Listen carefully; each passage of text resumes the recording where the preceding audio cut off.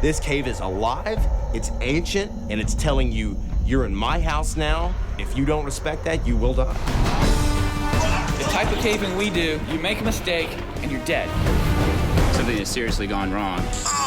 We come in here prepared. We come in here with a mission and a purpose. It's an amazing partnership between science and cave exploration. Can we get a weather report? What we're doing could potentially save lives. There are very few things in the cave that actually scare me, but this is some scary stuff. What's going on up there? The mind's the first thing that starts going. You can't go backwards. You have to go forwards. You can't stop. Stopping is death. You can be doing everything right, and terrible things happen. It's unforgiving, and it's deadly.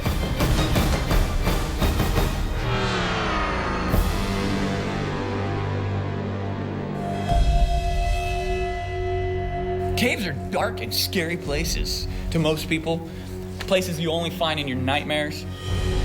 But to us, they're magical.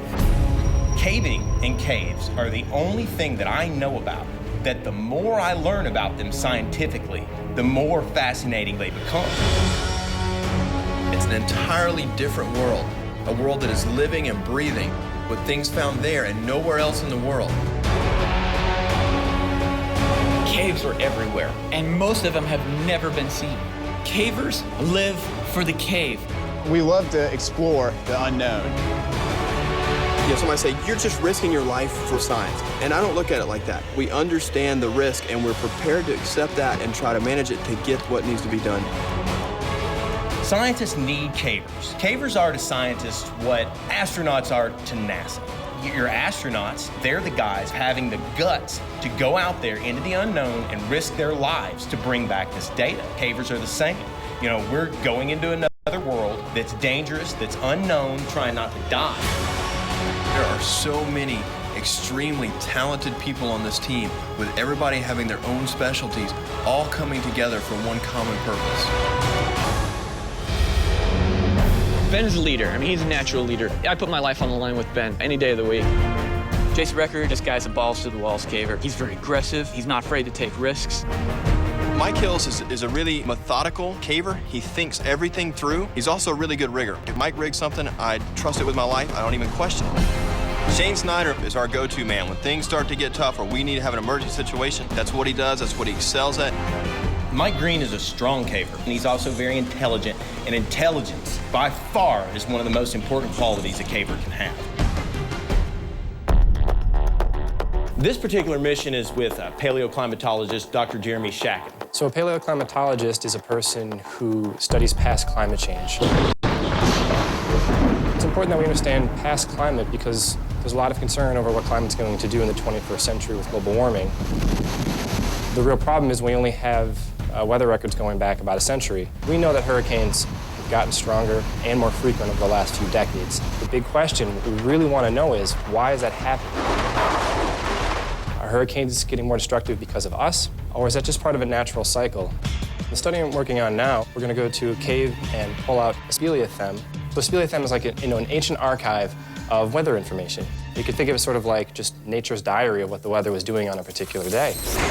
They can stretch back for hundreds of years and ultimately for thousands of years, just recording what the weather is doing constantly through time to figure out how the intensity and the frequency of hurricanes has changed through time. There's different types of speleothems. You know, there's stalactites that grow down from the ceiling, stalagmites from the floor. So what I need for the cavers to do is pull out a stalagmite. So if they get a stalagmite deep in the back of the cave where it's a really stable environment, we split it in half and we can analyze it. We'll hopefully just pull out a nice, simple signal of hurricane activity. And so this thing basically is just, a rain gauge just in a rock form. What size is preferable to you? The bigger the better. Bigger it is, the more time it's going to cover. How far back do we need to approximately be? The farther back you can go, the better it is for the study. So I've got the perfect cave lined up for us to do this. It gets slammed by hurricanes all the time, so it's going to provide us with a great record of hurricane activity going back into the past for centuries. The problem is, it's a really dangerous cave, and that's why I need you guys to help me out to go and get a sample. This trip is more dangerous than usual. Dr. Shacken's picked a cave in Puerto Rico, Juan Nieves. It's an active cave system that sees a lot of water. And so anytime we're mixing water and caving, and then now we have the potential for flash flood, and we're also going in the rainy season. So the entrance of the cave is really tight, very narrow. We're talking about something that's just barely big enough to get your body through. And once you're in, you have to rappel, and it's, around a 200-foot rappel to get down.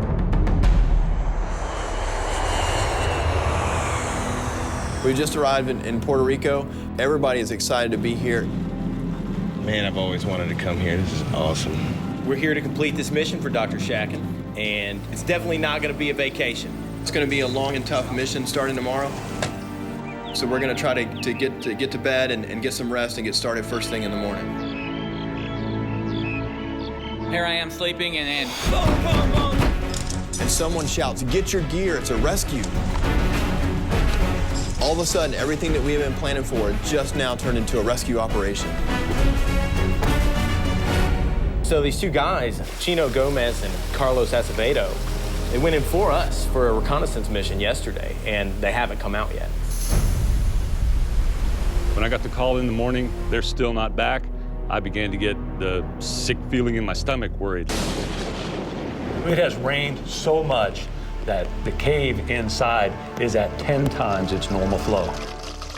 And these guys got trapped, way back in the cave. And to our knowledge, dead, injured, we don't know. They were gone. Shane, Snyder, Nelson. We quickly split ourselves into 3 teams. The first team, the hasty search team, their primary job would be to go through the cave to the area we knew that had the highest probability that the cavers were at and assess the situation. then you have the team that I was on, which is the second wave of people that goes in, and this is the comm team. Guys, are we sitting on this table here? They are the ones that run the communication wire between the surface and the rescuers. The third team is called the medical team. This is the team that is directly responsible for all of the heavy medical gear that the Hasty team would not have taken with them. We were right there on scene. We were ready to go. We were qualified.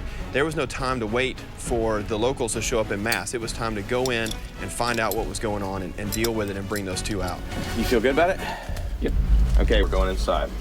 When you have fellow cavers whose lives are on the line, your hair stands up on end and your adrenaline gets going and you do it and you do the thing.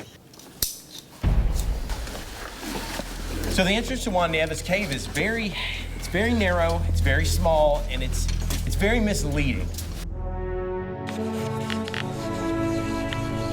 As soon as you get past the tight part, all of a sudden you're just in a massive void that seems to have no walls or floor. You go a little lower, Ben. Yeah, I'm Ready? I'm gonna drop to 5 bars. The whole time that I'm rappelling down the entrance, I'm thinking to myself, man, I really hope that these guys aren't injured.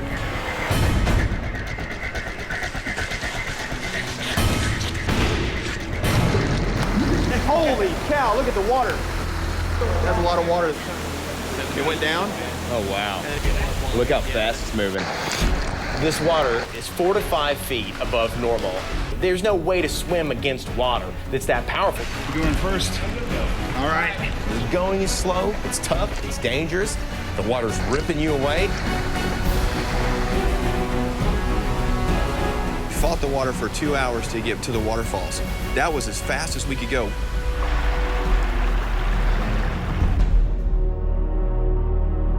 We have no idea where these guys are in the cave. The only option that we have at this point in time is to keep pushing forward and see if we can find them.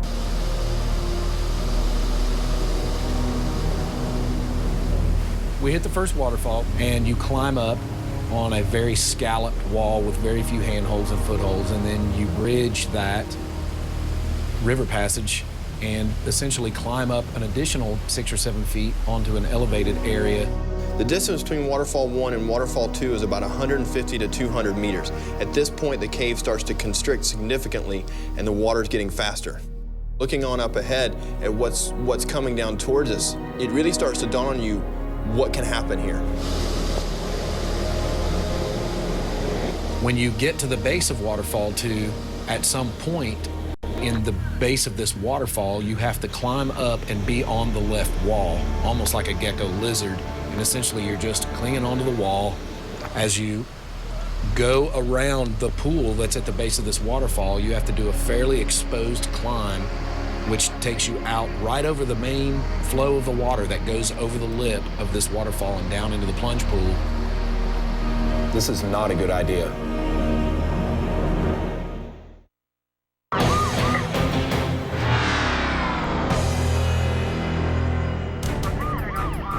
Cave rescues, when done right, are organized events. So at this point, there is an international rescue body assembling here on the surface. So we're working with Roberto Miranda, who's the Puerto Rican cave rescue expert. He is coordinating all of the logistics with teams as they go into the cave, and also with supplementary teams as they're showing up.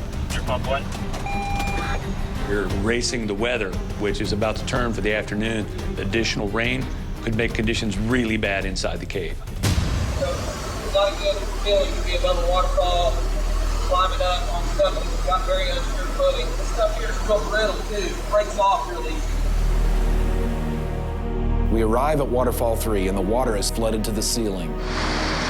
Good. We assume the missing cavers are on the other side, but at this point, we don't know if they're dead or alive. Oh, that's tight. We wait for 2 solid hours and the water's still not going down. So we decide to go back down and rejoin the comm team down below Waterfall 1.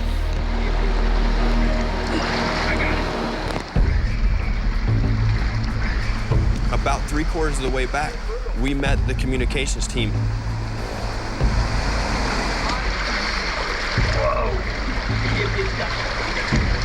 I got it. At this time, of course, running comm is so slow. You know, we're not done yet, so we're continuing to strain comm through the cave. We're dealing with having to go upstream of a river that's just ripping you backwards. I mean, to get up it anyway, you have to cling to the walls. Your feet are coming up behind you. You're like horizontal, clinging to a wall, and you're also having to periodically scale the wall out of the river, holding on with like one arm, you know, to wrap the comm line and get it tied off. This is the comm wire. This is the only link of communication that the rescue team has with the surface. If they need medical help, we can communicate that effectively in real time. And God forbid that there even be worse. This is comm to base camp. Base camp. What is your current location? We have comms established at Waterfall 1. Got comms. Is that right? Comms. Really? Oh, I mean, now I'm happy. Can you get a weather report? Can we get a weather report? Comm team, rain is beginning on the surface. Rain on the surface means we have very little time. This cave can flood shut completely, and then we're all trapped. Go tell the guys what's up. All right. We got, hey guys, it's raining upstream, downstream. We gotta go, we got a blast, but I would encourage you to take your pack. So let's get the wires pulled up high, and let's get the hell out of Dodge.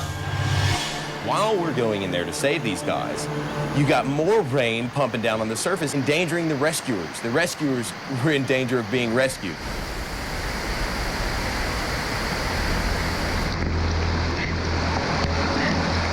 Starting to get swift right here. Okay.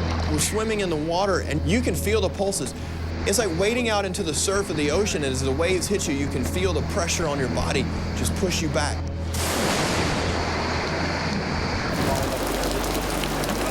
Base to comms. The weather is even worse than we've expected. Not gonna hear from them. At 4 o'clock, water levels in the cave will go up to maximum again. No sense in being there. And they've been in there all day long. We're headed to Waterfall 2 and then to Waterfall 3, knowing that the floods from that day's rain are gonna push us out of that cave in maybe an hour max, or risk being hurt, killed, or stuck in the cave ourselves. That cave tells you it's in charge. That cave speaks to you, and it's telling you, you're in my house now, and you're nothing. And if you don't respect that, you will die. Oh my God. Rising water, low airspace, and nothing to hold on to. But this is some scary stuff. Dude, that is dead.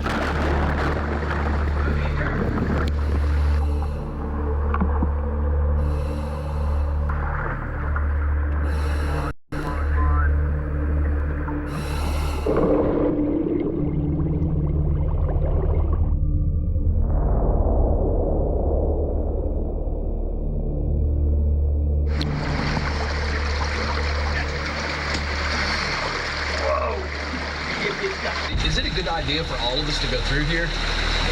Well, I mean, maybe a couple of us ought to stay back. If this flood's shut right here, we have no... We gotta go. There's no choice right now. All right. All right. I have reservations. All right, let us know you're coming.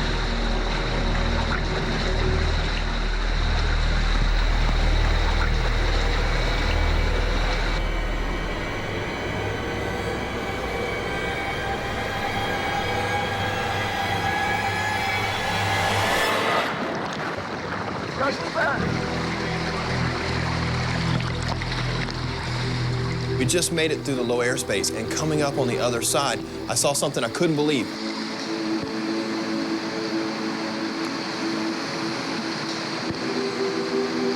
We were there just a few minutes when we saw lights coming back down out of waterfalls 2 and 3.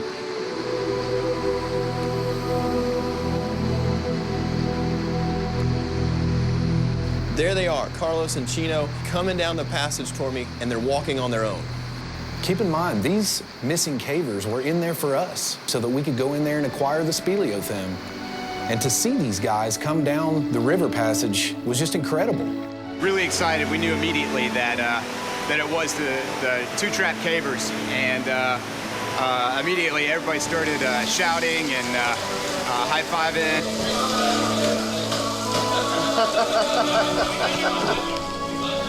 A bunch of smiles, and it really felt like a 1,000 sighs of relief to have those guys back to where we knew they were safe.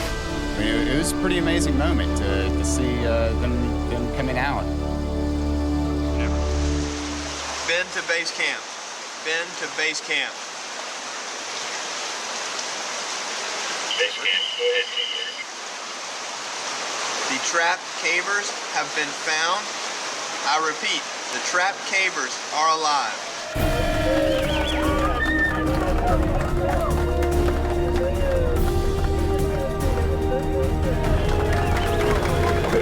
Thank you.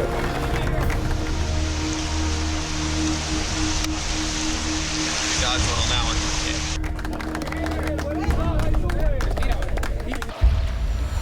Finding Carlos and Chino was a huge relief. Now we've got to navigate back to the entrance safely.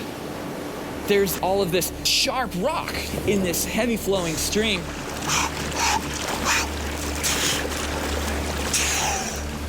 The worst thing is to be grabbed by a piece of rock without the ability to grab onto something and pull yourself off. I was nervous. Swimming down the river passage is equally, if not more, dangerous. Now the rocks that you can't see are potential leg entrapment. If the swiftly moving water forces you underneath because you've got some portion of your body attached to it, you're going to drown. So the current is raging, it's increasing in speed, and we finally reached the base of the cave entrance, and I am dead tired. All right. The first time we can actually get on a piece of dry land, it's just chaos. Get the hell out of the way. Let's just get out of here. We've made it this far, and we're gonna die by falling rocks?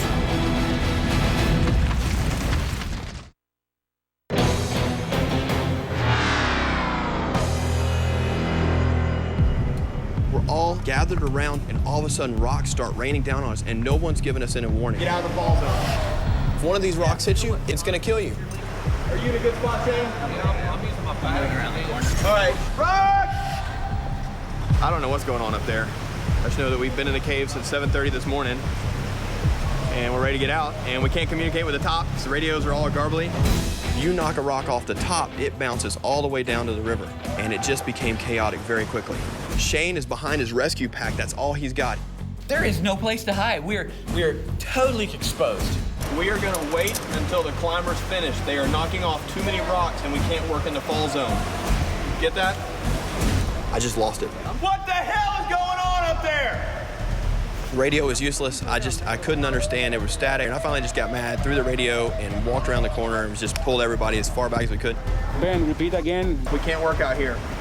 Finally, the above-ground rescue coordinator is able to get a hold of the situation and stop the rocks from falling. So we can now begin to actually work and bring the 2 trapped cavers to the surface.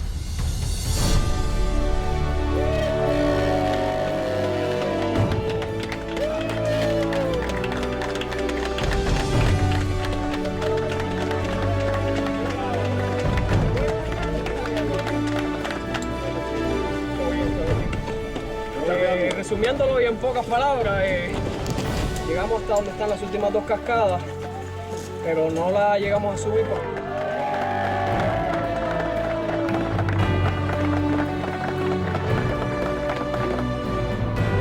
One by one, we're all making our way to the surface. Well, it's really great to finally see light at the top. So getting out of the cave entrance was all I needed.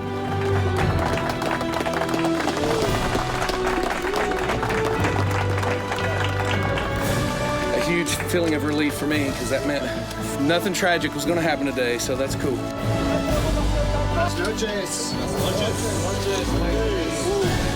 It was nice to come up to the surface after that being wet for that long, and to get out and see the support that was on the surface.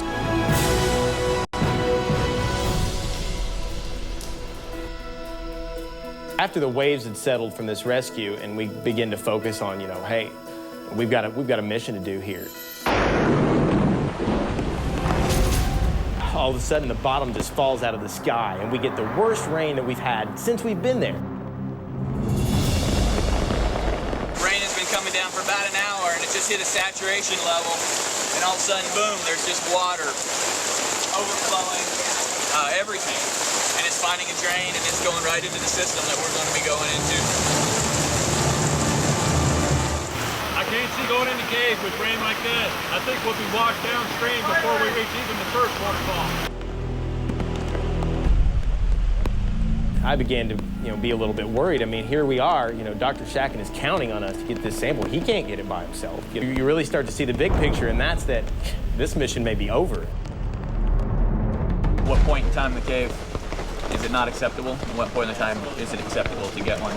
Finally, we were together as a group, and it was like, hey, guys, we came down here to help science by acquiring a specimen. Are we just going to sit here and let this opportunity pass us by? Or are we going to get up and do something about it? There was a meeting with the entire team, a very charged, emotional meeting. I think that going back into the cave, we'd have a real problem. Today's rain event will be even worse than the flood that trapped the cavers.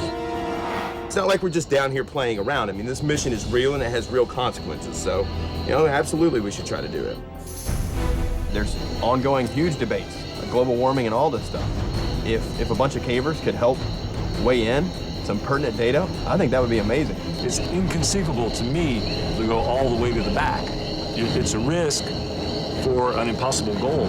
I know how far I can safely get back there, and when it starts to hit the fan, then we have to make a group decision. If we don't think we can make it, we won't go. The maximum amount of water possible is flowing into that cave right now. I trust what Clem says, but at the same time, get turned back without even going in and going as far as we possibly can go. That's kind of frustrating. At what point is it not worth continuing to take those risks? The only way to know for sure is to go down in the cave and look at it ourselves. I'm good with that, but only with comms, clear weather, and the team's feeling strong. These are the terms of the deal from my perspective. You got to stop and ask, is it really worth putting these guys' lives at risk to have them go back into this dangerous situation to try to pull out a speleothem? Is it worth it? At the same time, with the kind of information that we can pull out of a study like this to understand hurricanes and global warming, potentially talking about saving thousands of lives down the road. We have Clem's okay to go in the cave. We have a firm belief that we're going to get in that cave, we're going to get Dr. Shacken's sample, exactly what he wants, and get out unscathed. Any injury at all, this show goes into real slow motion, so slow is safe. Okay, so a few key things that you guys want to keep in mind when you're looking for the ideal sample for this project. So first of all, it's got to be a stalagmite. The bigger the speleothem is, the longer the period of time it's going to cover, okay? And the longer the climate record we're going to get out of it. So if you guys can get us a speleothem that's going to cover 1,000 years, you know, we just increased our data coverage of Puerto Rico rainfall tenfold. So you need to go as deep in the cave as you can reasonably go. Let's synchronize all our watches together to make sure that we're all on the same page time-wise, since this is all about time. So what is the return time to the bottom of that drop? 3 p.m. 3 p.m. At the bottom of the drop. At the bottom of the drop. The clock is ticking. We've got 14 hours to get in the cave, complete our mission, and get back out. It's 2 a.m. and finally, we're beginning our descent into the cave. We don't know what we're going to see when we get down there. There's been a whole lot of rain, and we don't know what the situation is going to be at all. I can feel the tension.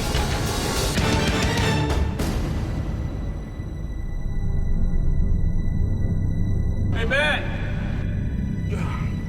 Oh, man, look at that. Everyone's faces around me. It's like everyone had seen a ghost.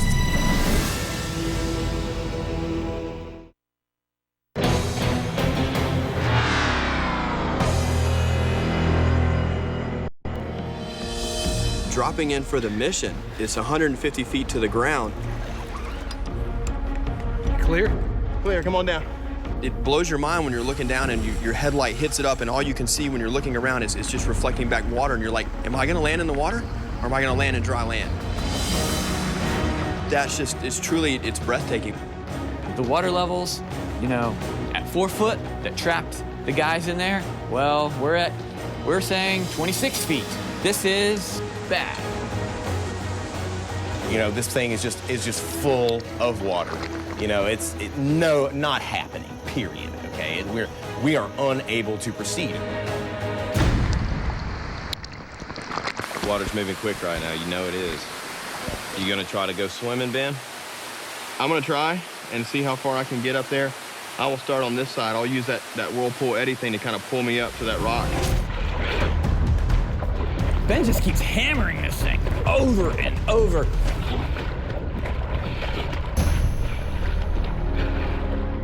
And he's beat back every time. That is insane. If you're trying to swim this thing and you don't make it across to the other side and grab the right rock or do what you need to, you will be swept downstream, never to be seen or heard from ever again. But I mean, it's not passable right this second. I mean, no, it's not. It's just not. You could get it, you get further, but we'll never get our gear and us all up there. This is going nowhere. The water is so fast and so strong that we cannot go upstream. When you think of a recharge area, think of a funnel, a big funnel that funnels everything down to a small neck, to a tube. In Juan Nieves, we're in the tube. That is the cave system. So all the water on the surface in the recharge area, or the area surrounding the cave, is funneling directly into that one conduit, and that's where we are. I don't know what we're gonna do, but I need to go call Clem and let him know what's going on down here. Team leader to base camp. Base camp, go ahead, team leader. Situation is as follows. All members are in good health and good spirits, although slightly frustrated. Water level is just staying high. It's going down. It goes down in surges and it comes back up a little bit and then goes down a little more. So we're in a holding pattern. We're marking the water and timing it so we can establish some sort of rate, and we will get back to you when we have more data. Copy that. Standing by. It's just a waiting game now. We'll be back on shortly. 8 hours later, we're still waiting. Water's still high, everybody's cold, frustrated. This is the point where people start taking risks. We don't have a whole lot more time. So it's not gonna get much better. Than this right now? Yeah, it's not. I mean, it's gonna keep going down, but we need to be going that way. found a lead over there. If, I don't know, maybe something that could go around this. All right, so yeah, maybe we should start trying to check some of these dry passageways out of here. We decide to break into teams and see if we can find a way around the river. Ben and I make our way through a small opening on the other side of the cave. Ben, it's tight, man. I'm gonna have to take my helmet off. How did you fit through this? I do not want to be here. Here, just give me your helmet. I don't think that's I don't think that's gonna handle your hips when you get your hips through there. I think you're gonna have to get Mike, just let me do it. All right, let me do it.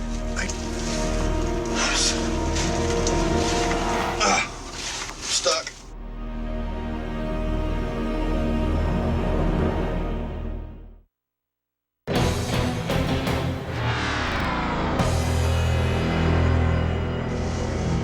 We had to go through this really sketchy crawl. There was just this narrow slot. I gotta get my arm out. I don't think that's I don't think that's gonna handle your hips when you get your hips through there. I think you're gonna have to get Mike, just let me do it. All right, let me do it. You can't go backwards. You have to go forwards. And if you meet an obstacle, you have to get through it. You can't stop. Stopping is death.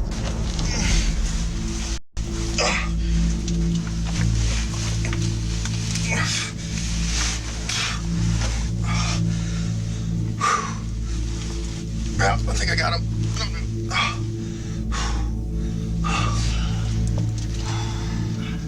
All right. It's a tight passage, and as you can see and feel that it's opening up, you start feeling more optimistic. This might take us someplace.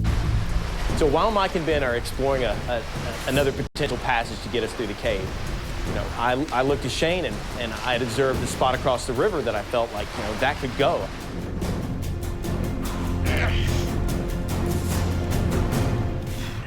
I got your foot. Got it. Yep. The climb up was slippery. It was steep. You really got to give Jason credit, because when we're moving up the passage, you can see at the top that this is going to be a significant find. And what looked like a small passage was just a massive, massive passage.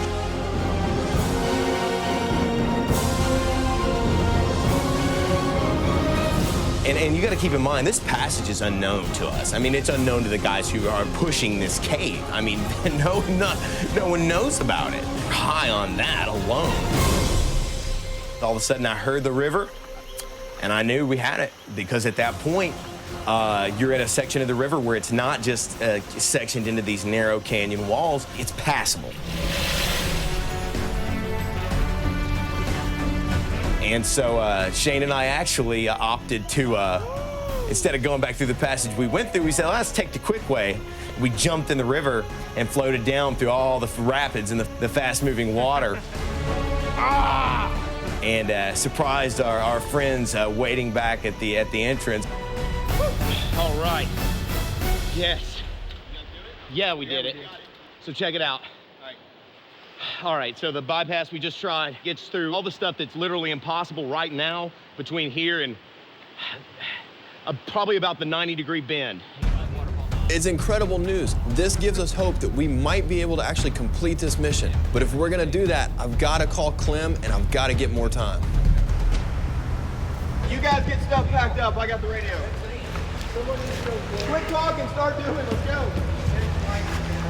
We needed to tell base camp that we were okay, and that we found an upper level passage that bypassed the first major restriction in the river, and the third that we needed more time. Knew the first two were gonna go over well with Clem, but I knew the third one was gonna be a little more difficult. We have found a workable bypass to get through all the restrictive areas in the water. We're gonna try. What's the weather doing outside right now? No rain in the recharge area so far, but expected this afternoon. Woo! No rain in the recharge right now. We have good news. It is not raining. The bad news is we're gonna have to ask for more time, and Clem is not gonna like it. Permission to extend time to 4 p.m.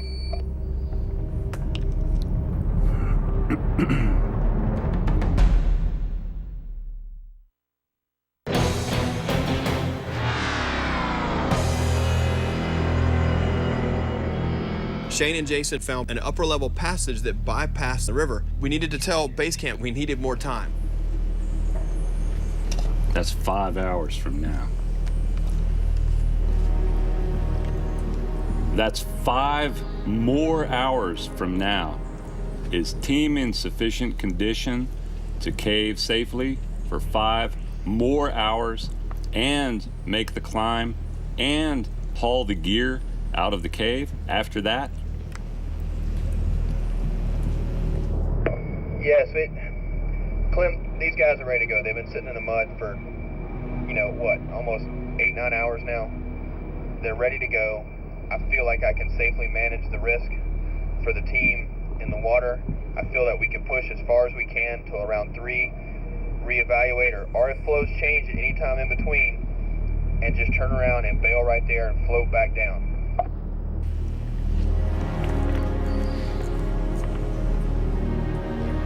Permission to continue, but let's do it. Ensure you have comms, find that rock, and get out of there. We're long in time and getting tired. Team leader out.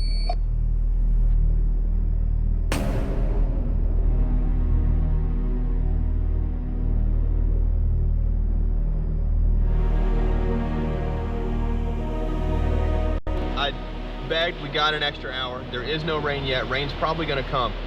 My suggestion is that we take the phone with us, we leave a phone here, we take another phone with us. We know the comm wire should be good all the way up. We blast, we gotta get up this hill, we gotta get all our gear up this hill, which will be a pain. And how small is that hole? We're gonna be able to get our gear through it? Absolutely. Yeah, all right. We get up in there, as soon as we hit the river, we scrub off some of that wire, we get comms. I promised him when we hit the river, we would talk to him and reevaluate the situation. And at that point, we will go on up and we'll keep monitoring. He will feel better if we stop and take the time to check in with him. This is that last step, that one more time, the last time that leads to an error in judgment or a mistake. Everyone's tired. I'm very concerned for them. So the cave just keeps throwing obstacle upon obstacle at us, but we stay focused. We've got to complete this mission. We've got to get the speleothem, and we've got to get out alive.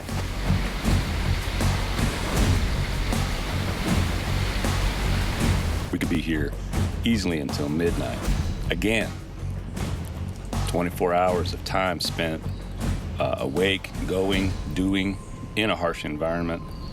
I'm nervous about this. It's getting close to time to pull the plug.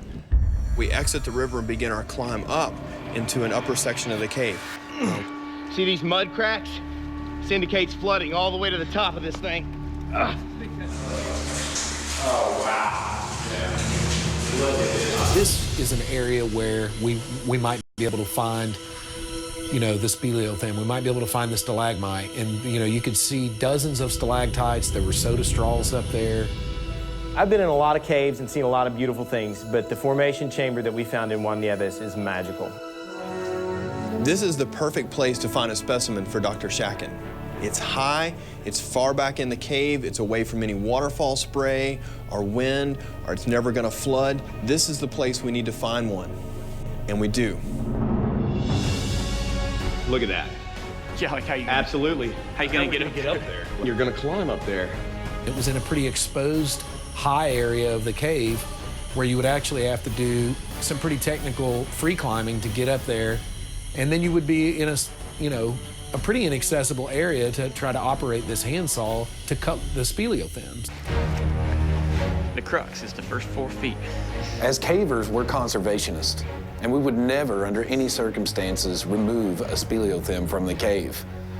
But for this science mission, Dr. Shakin was granted permission from the Department of Natural Resources in Puerto Rico. They understood the importance of this speleothem for climate study and for its impact on society.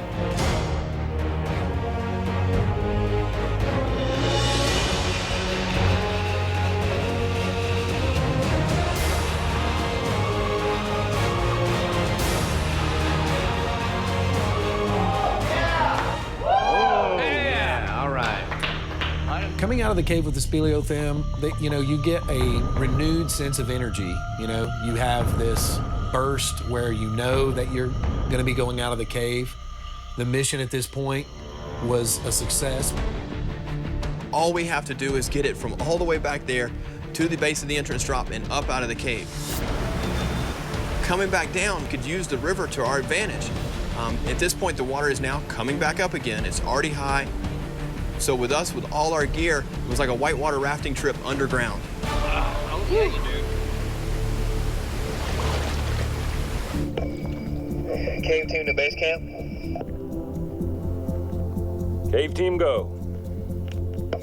Cave team reports that we have finally reached the entrance drop ahead of schedule, and all persons are healthy and well, and we have Dr. Shaken's speleothem and are preparing to return to the surface. Congratulations, Cave team. Proceed to the surface, slow and safe. Hull team standing by. Once we reach the base, it's still going to take us 3 to 3.5 hours to get all of us and our equipment out of the cave. Keep in mind, we've been awake now for almost 2 straight days. All this stuff had been going on. We've been dealing with one thing after the other. We've accomplished the mission. We came here and we did what we were supposed to do, and I can't climb the rope fast enough. Seeing these guys come out of the cave, you gotta stop and ask, is it really worth putting these guys' lives at risk to try to pull out the speleothem? You think about what potentially comes out of a study like this. It provides a great avenue for answering critical questions surrounding global warming. This is really at the frontiers of science. Thank goodness there are guys out there who are willing to put themselves in harm's way to do this kind of work. Your part's complete. This is fantastic.